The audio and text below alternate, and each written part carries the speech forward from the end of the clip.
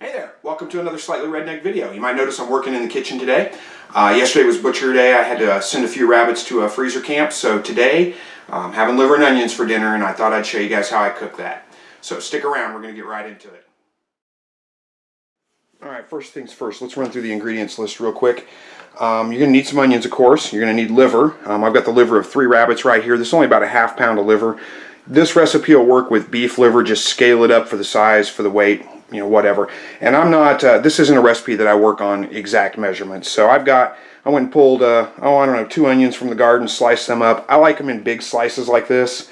I don't like them diced up, but you can dice them up. And I really like sauteed onion, so you might want to use a little less onion, you might want to use a little more. It's not really going to matter. It's just whatever you like. 2 cloves of garlic all diced up. Again, really like garlic, so this may be a little strong in the garlic for some people. You might want to scale it back a little bit if you don't like garlic all that much. Breading for my liver, I'm going to be using flour and what I have on hand. And as far as measurements, this is probably about a ½ cup of flour right here. It's going to be more than I need. I probably put in about, I don't know, a tablespoon of, well, probably not quite, about 2 teaspoons of pepper, maybe a little over, maybe ½ a teaspoon of paprika, ½ teaspoon of cayenne pepper, and just a pinch of salt. And I'm going to stir all that together, and what I do is a smell test. I'll stir all this together, smell it. If it smells good and I can smell all the parts, then we're good to go. Let's see.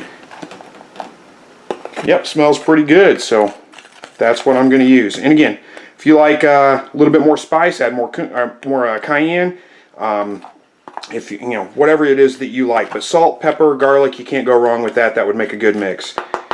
So, first things first, we're going to get these onions and garlic all sauteed up. So I got my pan heating up on the stove on a medium heat, and I'm going to add to that about a tablespoon or 2 of bacon grease. Get that heated up. Let that melt down. That's about a tablespoon of bacon grease, maybe a little over. Let that melt down, and then we'll get our onions and garlic sauteing. If you don't have bacon grease on hand, then well, shame on you. No, I'm just kidding. If you don't have bacon grease on hand, butter will work just fine. Okay, we'll start off with getting the onions sauteed.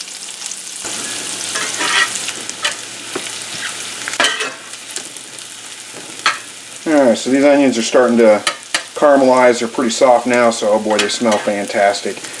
Just a pop quiz here. You know what smells better than onions sauteing in bacon grease?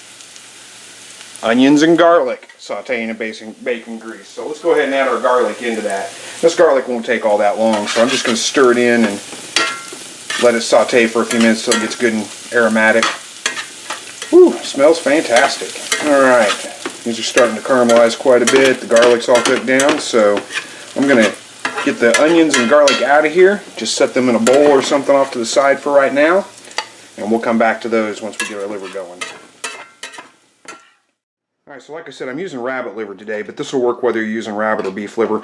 Not a whole lot to prepare it, but you'll see there's this vein that runs right through there, and you'll feel it with your fingers. It's pretty tough. That can be a textural issue for a lot of people, so I typically just cut it right where it meets the lobes and just cut those off in pieces. So I'll show you what I mean. You can see where it kind of holds together by that right there. So there's a lobe right there. So I'll just cut it off right there.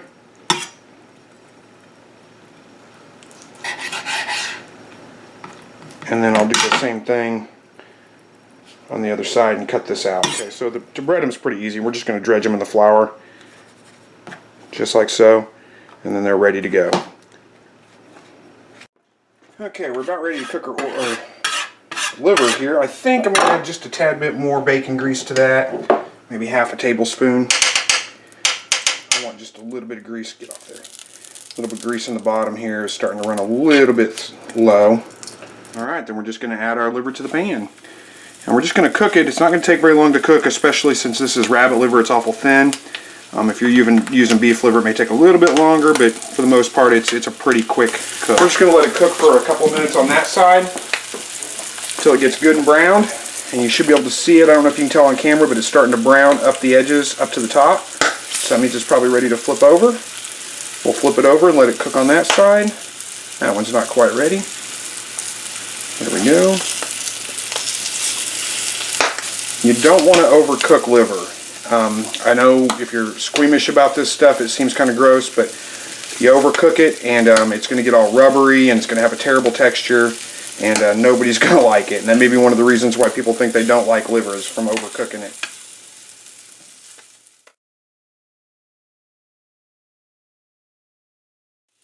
And that's really about it. These should be about done. So what I'm going to do the last minute here, I'm going to dump my onions back in and just kind of spread them out over the top of this stuff. I'm running a little low on grease, but it'll be fine.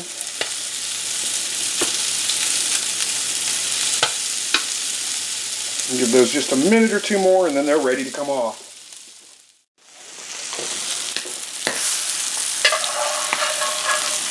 And there we go.